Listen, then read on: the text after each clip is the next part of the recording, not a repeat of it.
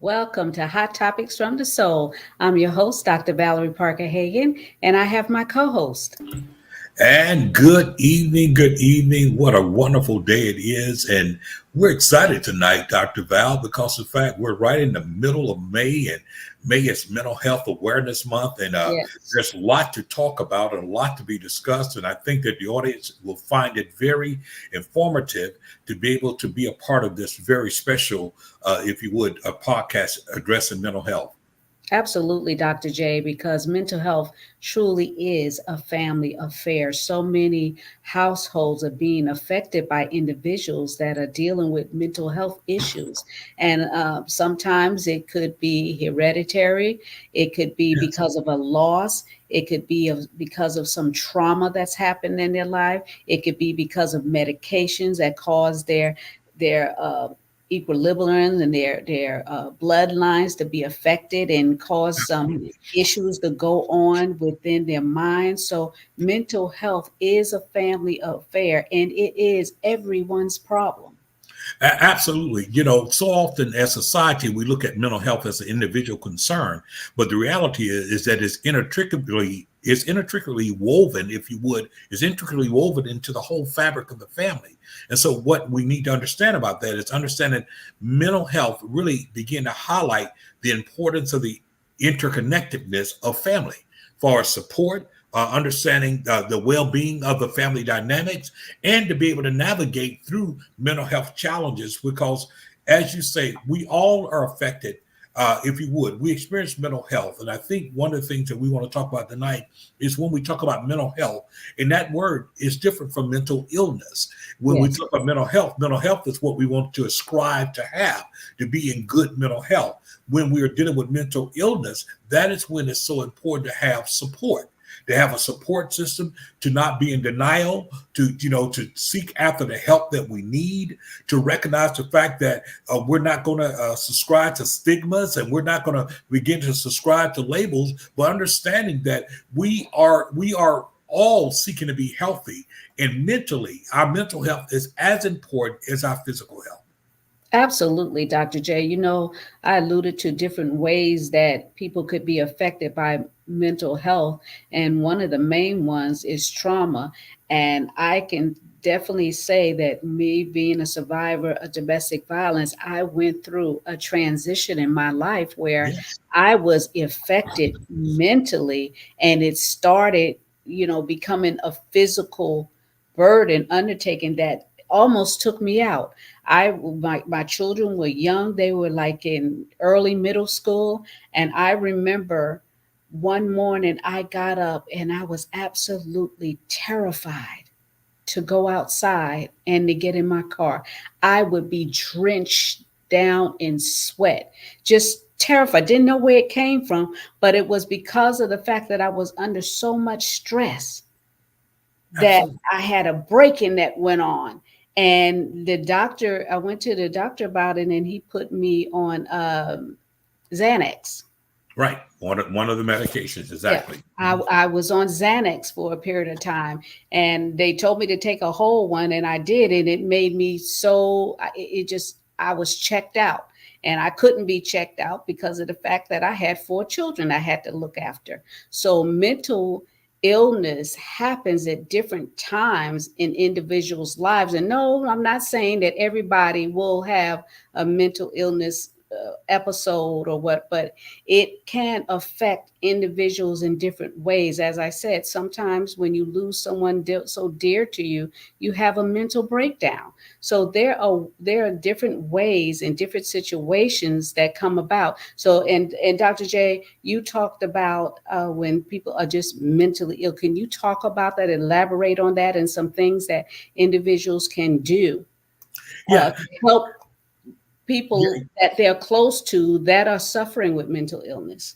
Yeah, exactly. Because it's so important when we understand the family dynamics. See, this is why it's so important to understand family relationship goes beyond just the fact of having the same last name. It goes so much deeper because of the fact the dynamic of family relationship can significantly influence, if you would, an individual's mental health. If you got positive family environments characterized by support, communication, and understanding, it can be it act as protective factors against, if you would, mental health issues. But conversely, if you're from a negative dynamic such as conflict and neglect and abuse, those things could contribute, if you would, to the development and exacerbation of really mental health problems. So when it comes to the family has to be positioned to understand that mental illnesses and dealing with these things and not having good mental health, it is inextricably tied to us all. It affects us in the dynamic, because one person could be suffering from trauma, they could be suffering from mental illness inside of that, but our support or the way that we approach them could determine how they fare inside of it, how they come out of it, how they survive it. And so when we start talking about that, there's oftentimes a ripple effect of mental illness. It's a ripple effect. So we start about emotional and psychological impact. When a family member struggle with mental illness, and we all, believe it or not, we all have family members, if we're not that member ourselves, that struggle with mental illness. And if we're honest, it affects the entire family. Other members may experience such things as a range of emotions, including stress, right? We all deal with stress, anxiety, guilt, sense of helplessness. All those things is part of this thing. But all this can lead to a cycle. It leads to a cycle of stress, of dealing with a mentally ill family member, and it contributes to the mental health issues in our family members. That means that we're impacted by it. You think about it, when a family member is dealing with severe mental illness, especially, it then requires what? Extra attention, caregiving. It may put a demand on other family members to have to come and be a part of things. Now, we should look at that as a burden, but we should see it as our responsibility as a family. How do we stand together? How do we support each other? Because when there's mental illnesses, we see role shifts and we see responsibility. It's very similar if you've ever been a caretaker to a loved one, to an elderly parent. Mental illness can disrupt the family roles and responsibilities severely. For instance, like I said, you can have a parent that has depression. They may be unable to fulfill their parenting duties. So if they're not unable to fulfill their parenting duties, what happened? It leads to children to take on more responsibilities. And it contributes to what? Mental health issues in other family members. It contributes to on so many things, affecting their own mental health and development. You think about kids who have found themselves having to step into roles to caregive for parents who may be going through depression. Right. Be How do overstressed. you how do you how Yes. do you recognize or balance if someone is going through, like, say, a senior that's going through mental illness versus Alzheimer? Well, here's the thing about it. It's interesting because in all actuality, Alzheimer's becomes a part of mental health. That is affecting you mentally, emotionally as well. And so it's the same dynamic in sense of this. It's the fact that now you have to give attention to that family member. You have to give attention to that family member. You have to be there to support that family member. You have to be there to understand that family member. And oftentimes it's a burden on both of them. Because say, for instance, that we're dealing with Alzheimer or dementia, it weighs on us to see our family members affected because they're no longer their what? Normal self. Normal Here's self. a person who was once so functional, that was once so full of energy, once was so sharp. And all of a sudden we begin to see the signs of them slipping. They can't remember why they came in the kitchen. They can't remember what did they leave. They can't remember, or they're going through things, and we see it. It could be gut wrenching. We see it so often where you see the alerts go off, wanted or missing, this wandering adult male or this wandering adult female have not been seen. They wandered away from the house. That is impactful on the entire family. It is stressful on the entire family. And the thing that we have to remember, Dr. Val, is let's not buy into the stigma. Let's not become shameful of that moment. Let's seek help. Let's seek professional help. And to all those that are believers out there, listen, I know you're going to say, we just got to pray. Yeah, we got to pray, but we also have to seek help. We got to take action. And Right. that's so very much important, Dr. J, because, and I also talked about the fact at the top of the show when we were opening about the fact that medications can cause a person to be chemically imbalanced, to act out in a mental capacity that can be abusive and harmful, not Mhm. only to themselves, but to the people around them. So it is everybody's responsibility. It becomes a family affair because you find yourself thrown in a situation that you ordinarily wouldn't be put in. And how do you deal with the reality of what's before you? Because there's a heartbreak that goes on Yes, because you don't understand why this is happening. You know, we always say, why me? Why could this happen to such a great person, to for them to go through this? And you know, when individuals take their lives and they say, well, I didn't realize anything was wrong, I thought everything was perfect, everything was okay, and then we find out that someone is taking their life because of the fact that they were in crisis and nobody knew it. Because you know, a lot of times, you know, we're on a stage, we're right, performing every day, absolutely, so the real us shows up some of the time. right, exactly. And a lot And of individuals, we become such great performers till no one realizes or understands what personality shows up. you're exactly right. Sometimes we're so busy in living life that we don't take time to really live life. And what happens is this: is that we're not always living from a conscious, cognizant a manner inside of things. And so when we find a loved one that's all of a sudden in these crises or find themselves in this situation, it seems like it just came overnight. But it didn't just come overnight. It has been there all along. We just have not been mindful of it. And so we have to be very careful, because here's the thing too. Sometimes, and this is why family have to remain strong. A lot of time family members become very, if you would, they become very angry and bitter. Right, right. They don't want to deal with the loved one. They don't want to take the time to deal with it, but they need to deal with it. Why? Because this is real. You need to deal with it because it needs to be dealt with. Because of the fact, here's one thing I want to say that I meant to say earlier. We have to understand there are genetic and environmental factors when it comes to mental health. That means Yes. that mental health have a genetic component, which simply means that that it can run in families. That means, yeah, it can run in family. You may be doing good today, but that doesn't mean that you're going to be in that same position tomorrow. And so that's the thing that's so important about that, Dr. Val, because the fact we have to recognize the fact that mental health issues are not isolated.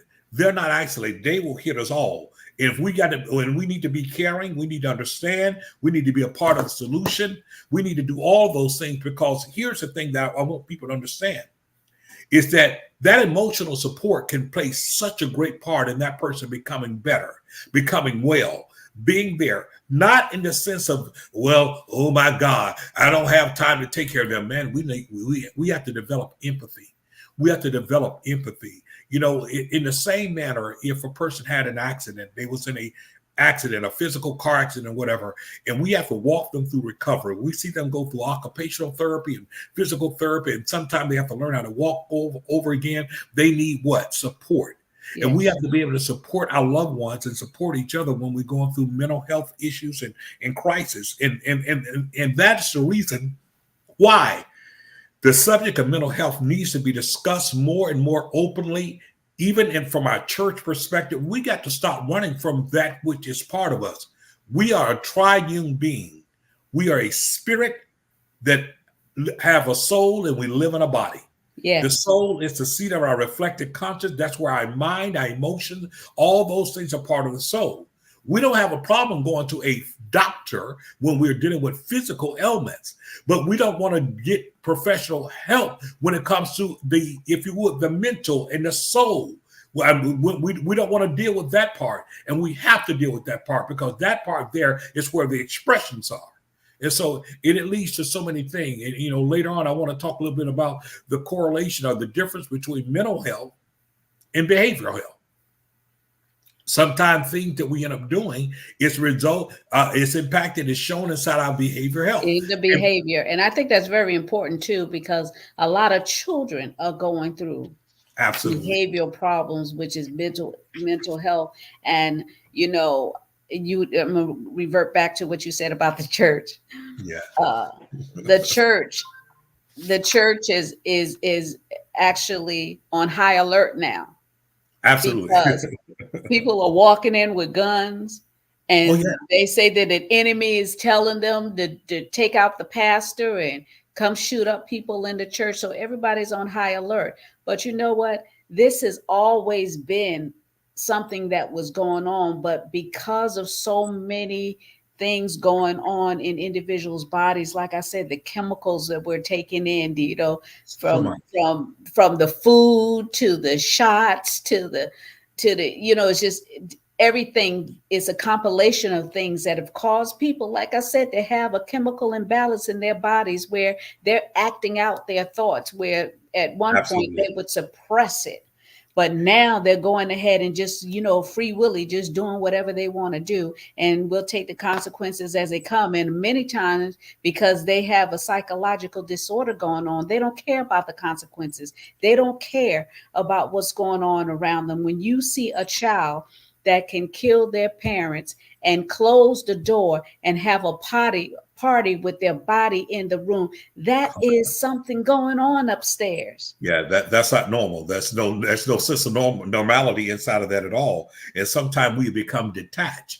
We're detached emotionally. We're no longer we're no longer in the sense of our feelings. We're beyond that. And you see people do morbid type things.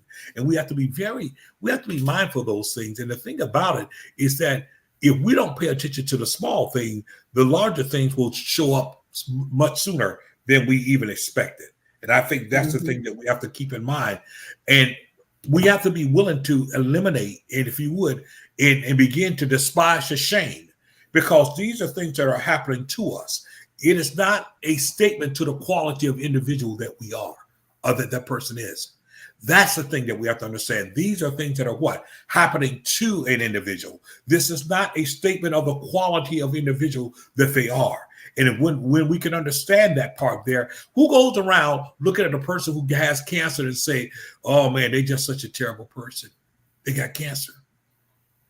And neither should we feel that way when a person may be dealing with some mental health issue, even if it's of great extreme, even if they're dealing with things such as schizophrenia, if they're dealing with other things that are happening.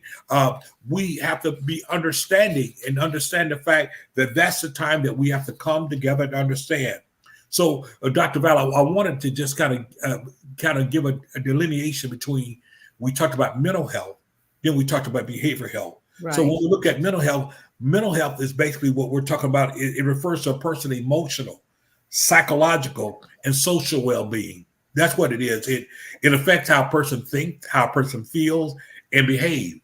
But it also influences how they handle stress and how they relate to others and how they make choices. That's what we find mental health. Behavioral health is a little deeper. Well, I won't use the word deeper, but when we start talking about behavioral health, it's a broader concept. It includes mental health, but here's the thing that makes it different. It also encompasses behaviors that impacted individuals' overall health and well-being. So what are you talking about behaviors? Eating disorders. Think about it. A person who just eats, and they eat them. That's what they do. They become chronic eaters. Right. That's a behavior. That's a disorder, right? Inside of it. Other things that people do, substance abuse. Those are behaviors. I started Self-medicate. Exactly, self-medicating. And so those things, habits, affecting both our physical and mental health. There are individuals who, because of they have behavioral health issues, or they're dealing with, if you would, behavioral health issues, it showed, is act out, it's expressed inside of their actions and what they're doing. And that's an interesting thing, because the fact we have to develop empathy and we have to develop a understanding. And we need to understand the connection between physical and mental health and emotional well-being. And we as individuals, we have to learn more about it. We must be open to talk about it. We must be open to address it and all those things. Therapy, being educated about things. One of the things I discovered, I think that everyone should take this in consideration. One of the reasons that we have a big denial, especially in our community when it comes to mental health, because we've always associated mental health with someone being crazy. Crazy. Something, Yes. something wrong with them. They off, Yes. they're one sandwich short of a picnic. The elevator gets stuck. Lights off, nobody home. All of those type things. So we All begin. those used to be comical, but they're not Yeah, comical they're not anymore. comical anymore, It's and actually reality. it's reality. But by the same token, when we're in a position, especially say from the pulpit, I mean, pastors oftentimes we like throwing a joke in here and there, but we need to be sensitive about the jokes that we tell. Could you imagine you're there having a joke about a person who is dealing with a mental illness, and your parishioner is sitting there with a child or with a loved one that is suffering from mental Right. illness, the person who may have a special need child, a Right. person who may be dealing with things, and yet and still you are there doing what? You are making light of it, you're joking about it. Those things there should not be. And so we have to understand, here's the second thing. As a result of us making light of mental health, we as pastors and leaders, we want to act as if we don't deal with things, and we do. And guess what? We end up acting out in other ways and showing it. The problem is this. Every therapist needs a therapist. Mm-hmm. Mm-hmm. I don't care who we are as leaders. We need someone that we need to be able to unwind with, to talk with, to be able to, if you would, unfold and unpack things that are going on in our lives. Because a lot of time, if we don't, it shows up in our behaviors. It shows up in our lunching out. It shows up in narcissistic behavior where we got to control everything and we're so demeaning. And it is important because we see people in leadership, we see people in leadership positions, and they're the main ones that are dealing with so many things that are happening out in society. So that is the thing that we have to understand. Yes, it doesn't stop you from being a good preacher, a good speaker. But the thing about it, your behaviors that are impacting everyone else. Absolutely. And so those things are very important as we deal with this. So as we address mental health and behavioral health, those things there are very important. And we cannot afford to try to individualize it. It's a family affair. We need to understand the importance of family. How do we support one another? And we need to be able to do so. And as much as we want privacy, let me say, if we don't deal with this thing, what we want to be private won't remain private. Absolutely. Absolutely. Because, like you say, when you don't train up a child how they should go, they will embarrass you in public. Oh yeah. So the same thing is it deals with mental health because of the fact that it will tell on you and people will tell on you. Yeah, So you've got to, get it to get some help. Like you say, get some professional help. Everything ain't shouting, I'm just gonna pray about it and stuff. You need professional help. absolutely. Here's the thing about Dr. Val. One of the things that we have to do is this. So many times we become fearful because of what we don't understand. I mentioned earlier about stigmas and misunderstandings, right? Mental health Mhm. stigma still remains a major issue and a barrier. Families struggle a lot of time in even getting to understand mental illness because the fact they they carry with them the stigma of what people say about mental health issues. So get understanding, because understanding leads to you being able to get help and to be able to get support. Be an advocate. The other week when we had our guest on, and I thought she was just absolutely incredible because she Yes, talked about her Dr. journey. David. Yeah, and she talked about her journey. She talked about how she was helped by the association NUMMI, the National Alliance of Mental Illness. They were very important in her journey. And those are groups that are locally that you can become a part of. A lot of the speakers from that group are those that have survived, that have gone through mental health struggles, and they're able to talk about it. They know how it affects them, how it affects family. And now being able to have open communication about it, basically showing people, can you overcome? Yes. Can you become victorious? Yes. Help and support is able to help us get through a lot of things. Yeah, help is very important. I keep putting up the hotline for mental health, eight Yes, hundred very two important. seven three talk which is 8255. It's Right. an important number. So if you feel like you're going through something, and sometimes you could just be so overwhelmed and you just break down, call the national hotline, 800-273 talk, and then the actual numbers are 8255, because everybody needs somebody to talk to. And sometimes when you don't want to talk to people that are close to you, you just you can call that number and get some help. And also, important number, if you feel like so overwhelmed, like you just want to stop the noise. A lot of times people don't want to kill themselves, they just want to stop the noise that they're hearing in their head. The pain that they're feeling is so overwhelming. It's hard to explain if you've never been through it. And that's why these hotlines are available. You just dial 988, and that's for suicide and crisis hotline. So you might be having a breakdown, and then they could tell you or refer you where to go to get the help you need, because there is help available. We need to ask for help, not because we're weak, but so we can stay strong, so that we can keep functioning in this society that we're living in. And I want to say to those of you that are going through situations and circumstances, you're not alone, and you're not invisible. And if you are going through something, tell somebody, and keep telling somebody until you get some help, till you get the help that you need. Because life is hard. It's hard on all of us. We're all going to go through Yes, situations. We're going to go through circumstances. We're going to go through situations where we're broke. We're going to go through situations when we're on a high.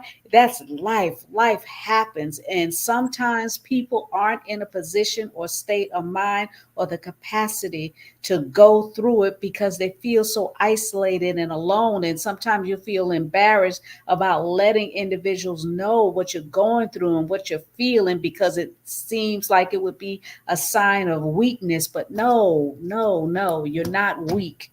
You're not weak. This is just, like the kids say, life just be lifing sometimes.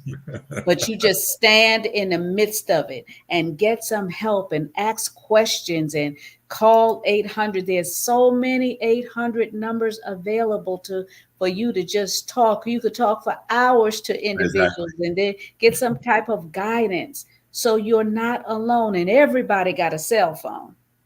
Everybody, even, including the 3-year-old, right? Yes, they know how to work it better than we do. So Exactly.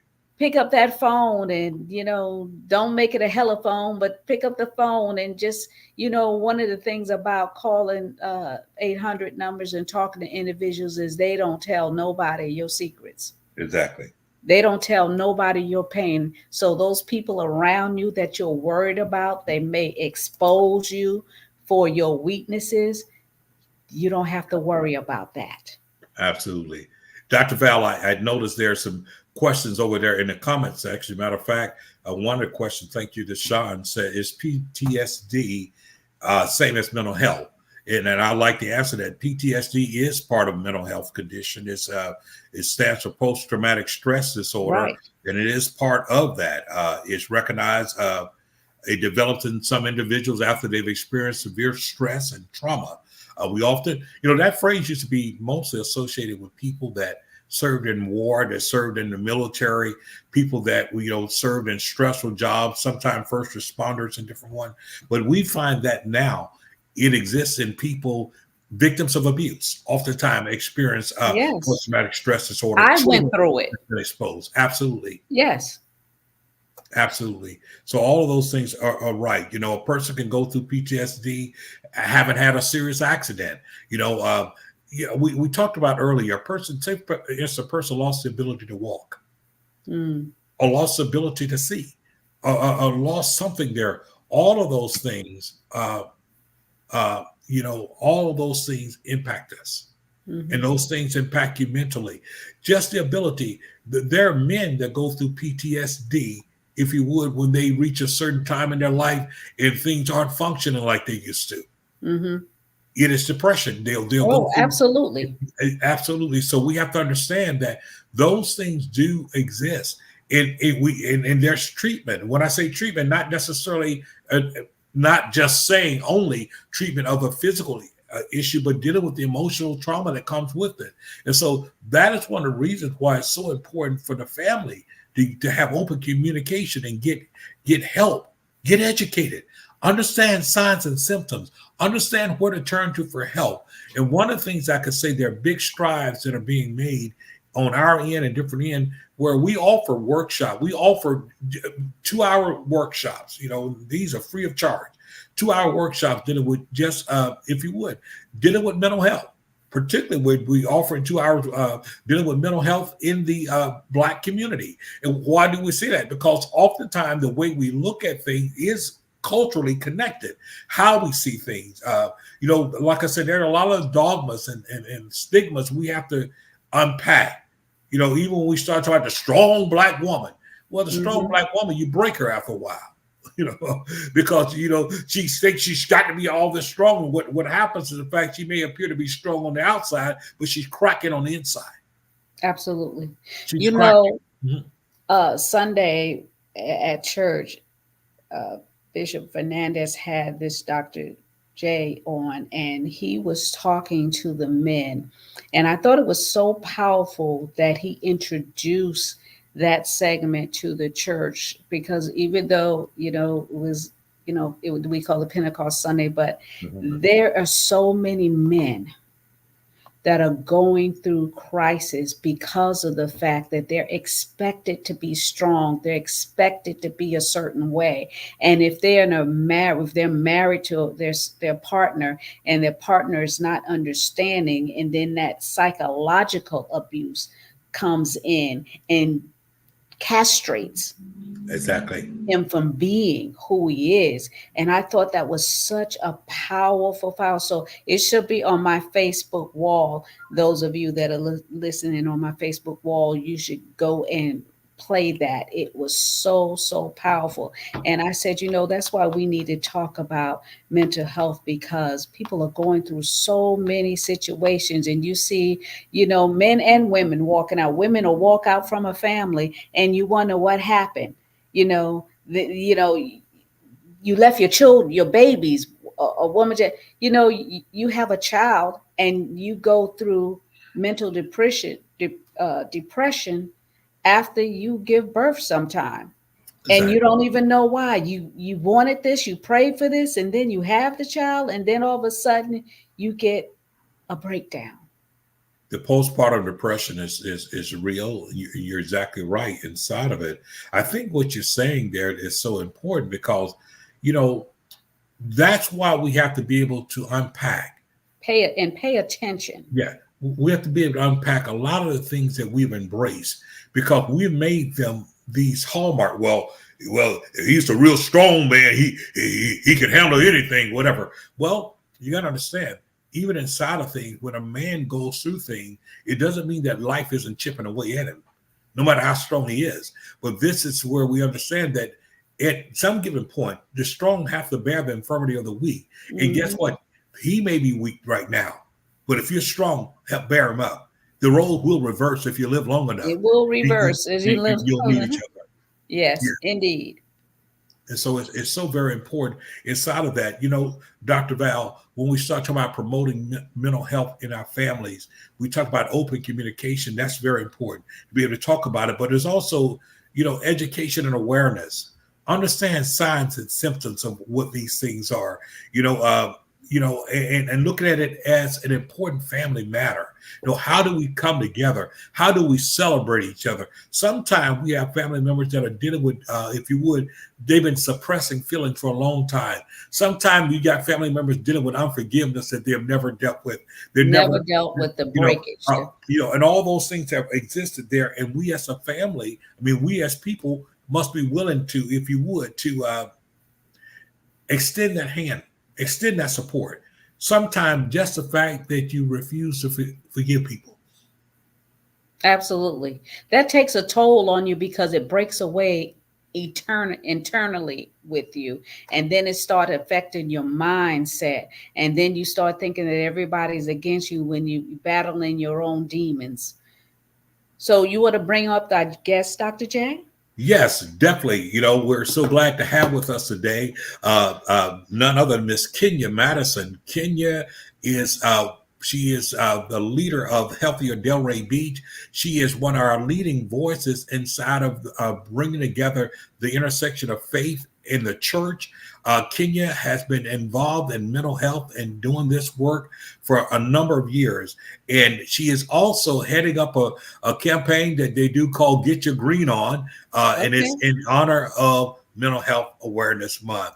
So I want to welcome Kenya. Are you there? It's so good to have you. Welcome tonight. Good evening, and thank you for having me. I appreciate it. Hello, Kenya. Absolutely. So, So Good you've been evening. listening, you've been in the studio listening to our conversation, and I know that you have an extensive background in this. Can you share with individual or help some of us that are going through situations such as mental illness? Certainly. Well, just good evening. Thank you for having me. I appreciate you inviting me on to share this conversation space with you all tonight. Um, And my role with Healthier Delray Beach is an extension, really, just of who I am. By trade, I am an educator, I'm a counselor, therapist, clinician, and now I work in community, making sure that community members, organizations have access to emotional supports. I was listening and I heard you guys really breaking down the definitions of behavioral health and mental health. I heard you guys talking about the different scenarios that arise in persons' lives, and I don't have anything to um, add to that, or I don't want to taint anything that you all said, because you said it so eloquently. But what I will say in addition to it is that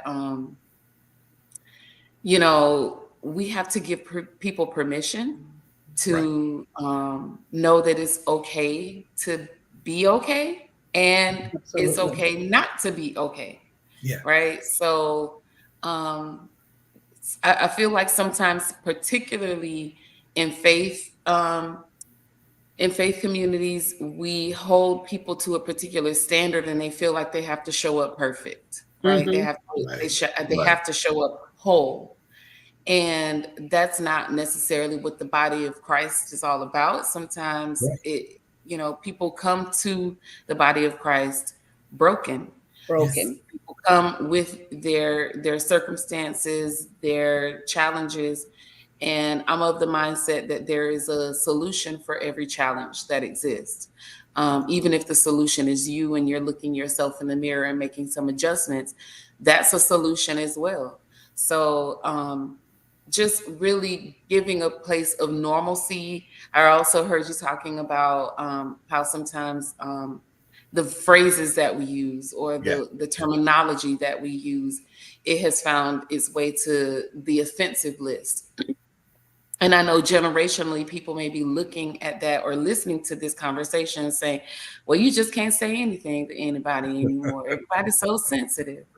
Well, it's not that people in general are sensitive, but people in general do respond to the things that impact them, right? So if you don't have an experience with something, it doesn't touch you in a in a manner than if you have a personal or lived experience with it. And so being mindful about the human experience is what we're saying. It's not so much about what you can say and what you can't say, but it's more so about just being sensitive to the person or the people, the group, individual that you're talking to, and being aware that trauma occurs on many different layers. Trauma occurs at any age. And there are associated triggers to individuals that have experienced trauma. So it's more about awareness. Um, the Get Your Green On campaign, and I don't know how to get the bubble at the bottom, but it's just getyourgreenon.org is the website. Get Your Green On. Okay. Um, but Get Your Green On is a mental health awareness and trauma informed care campaign that started with Healthier Delray Beach in 2016 actually, with students at Atlantic High School and community members. So it was just our way of saying, it's okay to be okay. It's okay not to be okay. Don't stay stuck there. There Mhm. is a solution out there for you. And whether it's, Is this campaign to the public or for the educational, the schools? What is it for? it is for everyone. So between 2016 until now, we have grown our partnerships by over 6,000. Wow. So I'm gonna say that again. We have grown our partnerships to over 6,000 partners. Wow. So that So means who do the partners consist of? the partners consist of those things that you just mentioned: the school district of Palm Beach County government, municipalities have come alongside us and given proclamations. But what happens in all of those places and spaces where it's being recognized, it's also being discussed and facilitated all throughout the year. So while we get loud and bring greater awareness to the fact that May is Mental Health Awareness and Trauma Informed Care Month, there are activities, events, conversations, classes, trainings, Going on all access year. to supports all throughout the year, 7 days a week, through these different entities. So the partnerships that we're speaking of are clinicians that just want to have a brighter light on the services that they provide. The school district, of course, that looks different. That means that different schools and different roles within the schools, like the behavioral health professionals and the co-located therapists, they're talking to students and staff. We haven't forgotten the adults that are on campus. Mhm. That part is happening, making sure that adults and students and families have access to supports. Um, we give a lot of education around mental health awareness facts. The truth is that one in five persons experience a mental health challenge throughout their lifetime, and 26% of children by the age of 4 experience a traumatic event, whether it's a something that happens directly to them or something that they witness that sticks with them. So working with agencies that provide services to students and children and families gets them better access to care, and starts to destigmatize so that people feel comfortable to reach out for the supports, so that people are not feeling like they're being singled out or ostracized in any way based on the things that are happening in their day-to-day lives. That's what erasing the stigma is about. It really does happen one individual at a time, one organization at a time that decides to take on some trauma informed practices. Even our faith organizations and churches have come alongside and said, we're going to talk loudly about the intersectionality of faith and mental health. Prayer plus. We don't tell people to abandon their faith. That's not our role. That's not healthy either.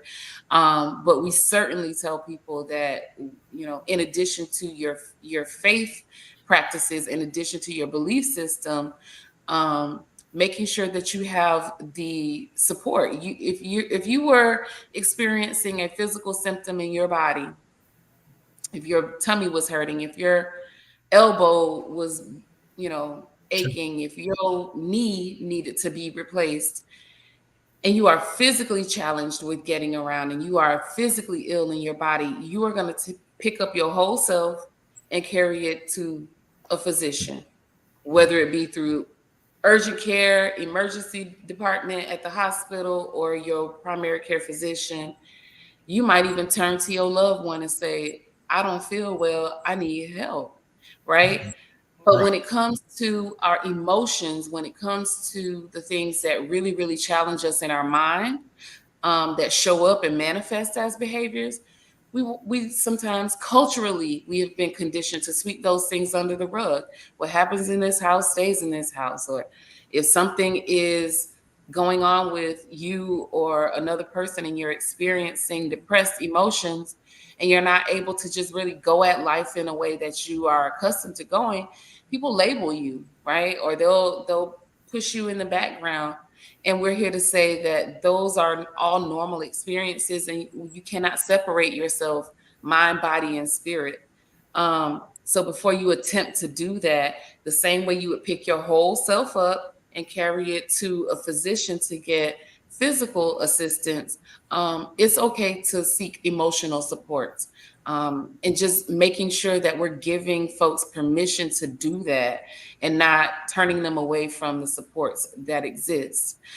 Here in Palm Beach County, where we're located, in addition to 988, we refer, or the National Suicide Prevention Lifeline, we refer to people to 211. They also have resources embedded in persons that are available 24/7 to talk to you if you're looking for resources. We have resources that are embedded in the Get Your Green On website and all of our social media as well. So if persons are looking for resources, if they're looking for therapists, if they're looking for a group, if they're looking for a conversation, those things exist. And that's really what the Get Your Green On campaign is really all about, making sure that the partners that are included in participating have a light shined on their platform to support and assist others through their emotional challenges, through their challenges in life where their emotions may be involved. Sometimes it's not so much the emotions that are overwhelming, but the actual circumstance that a person is living through, right? So just having some additional support through those circumstances helps to mitigate maybe the anxious feelings that a person might be experiencing or the depressed emotions that a person might be experiencing. Um, Having a diagnosis is not a death sentence. Having a diagnosis doesn't mean that you necessarily need medication. Right. Everything really is an individual or case by case basis, and having the professional supports that you need, um, the same way you would in a medical team, is important to have in your emotional support team as well.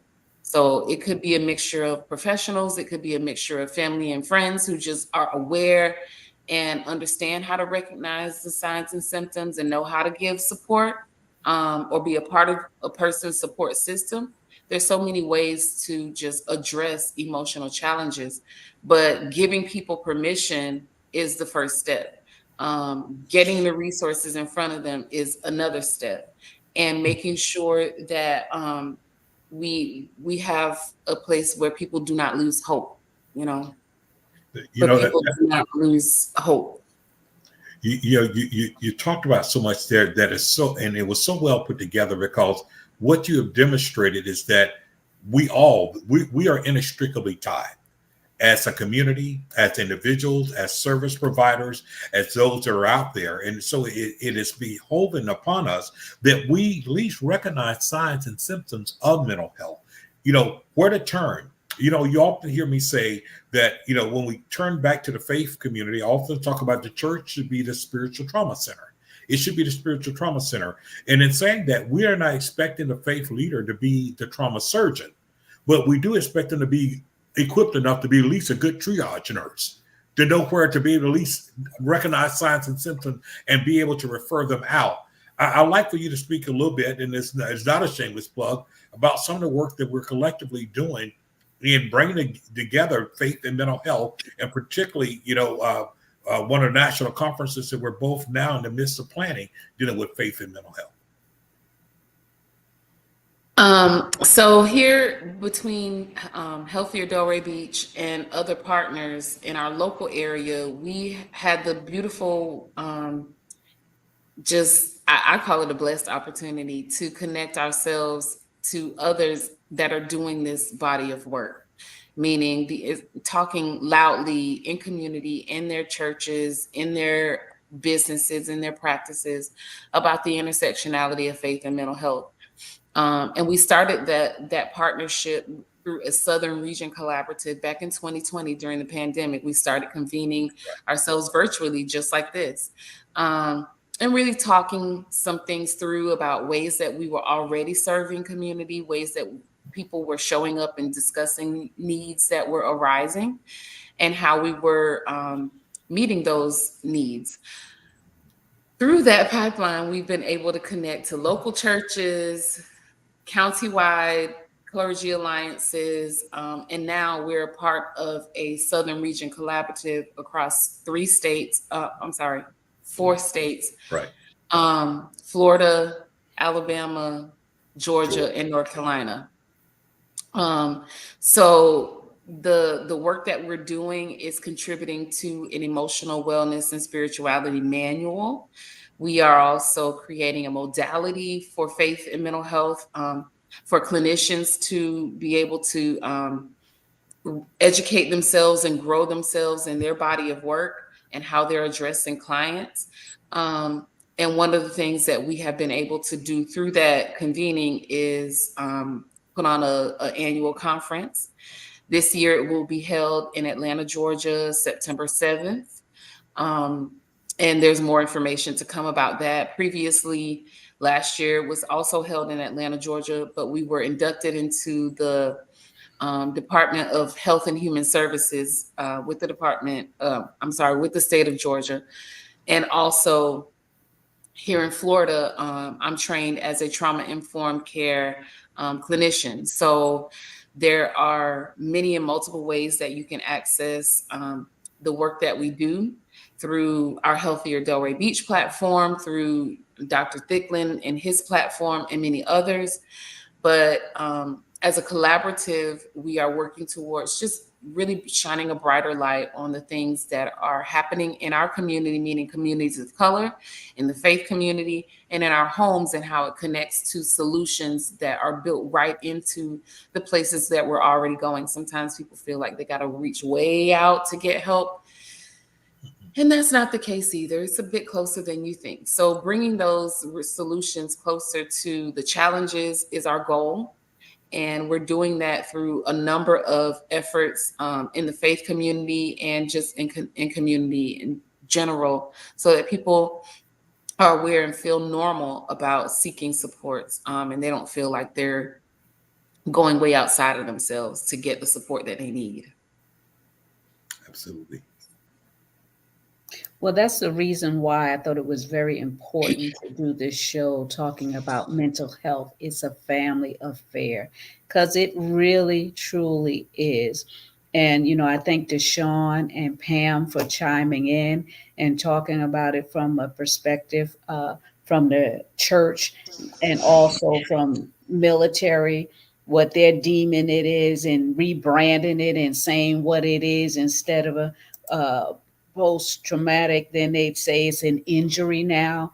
You know, you can change the titles, but if they don't have the support and you don't allow individuals to get the resources to help them get a proper footing, then you could call it whatever name you want. And that's why I want to bring awareness to the different things that are going on in our communities, in our churches, in our homes. It is affecting everyone in some capacity. If you're not facing mental health challenges yourself, you know somebody who is. Absolutely. Indeed. It is all of our business. We're all family. We're all connected. As a community, we are connected, and it's up to us to hold each other's arms up. Absolutely. Well, one of the things that I will say as we continue to raise that awareness, I want to talk a little bit about the fact, as we get ready to close, the fact that there are services. We talk about trainings year round, not only mental health first aid, we're looking at the faith, the spirituality first aid. We're looking at, we're doing some mental health training community-wide now. There's a 2-hour one that I particularly do that's particularly led itself toward the Black community, because of the fact being able to have to be able to learn from the right context, oftentimes not perpetuating stereotypes, because there are sometimes that we see stereotypes happen of mental health, mental illnesses, and what will happen is that we'll dismiss ourselves. Well, that doesn't include me, or we're sidestepping and we'll say, well, that's not me. But by the same token, those things that does affect us, we need to be able to talk about it. And years ago, you guys may remember this. It was the comedian Ricky Smiley. For a long time he was doing this. One of his things, and he made fun of the character. You guys may remember Little Daryl. It was Daryl. He made fun of him, and something happened that caused him to become enlightened and say, "Man, I can't do that," because he understood that though he is characterizing someone named Little Daryl exists in many different settings, and his joking about it doesn't bring help to the Little Daryls around the world. And that's the same message that I say when it comes to, why it's so important to understand mental health and understand mental challenges and be part of the solution, not the problem. We can laugh at ourselves, but I don't think we always get the chance to laugh at others, especially when they're in a position that they may not be able to do anything individually about their condition. And that's where we have to become part of the helping hand and not part of those that are, just willing to sell a person out for a laugh. Yeah, and that comes with bringing awareness. Yeah. To have that aha moment where you open your eyes and say, "Oh my God, this is what I've been doing. I've been, exactly. Making light of the situation, but here am I." So the awareness should not just be limited to 1 month, just like domestic violence and cancer awareness. It should never, ever be limited to 1 month where we talk about it and then we move on and forget that it even exists. It is an everyday thing because there are people living with it every single day. In some capacity, they are living with it. And it's up to us to be the mouthpiece to bring awareness and keep it before government.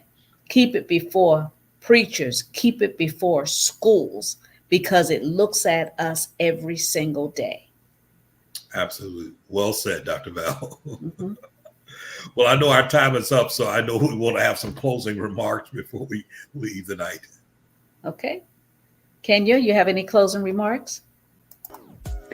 I just am grateful for the opportunity and to share this platform. Thank you for having this conversation openly. And I agree that the conversation should not just be contained to the month of May because it's Mental Health Awareness Month, but all year long. And that's what our platform is all about. So I urge you all to, please follow Healthier Delray Beach. Please, follow the Get Your Green On campaign as we continue to bring mental health awareness and trauma-informed care to Palm Beach County, the state of Florida, and outside of those parameters as well. Yes, and I want to again echo the mental health hotline. It is 1-800-273-TALK. You can share your innermost secrets, and the people around you won't have any idea that you have that going on. But get some help, not because you're weak, but we want to make sure you stay strong. And don't forget to subscribe to Hot Topics from the Soul. Good night and God bless.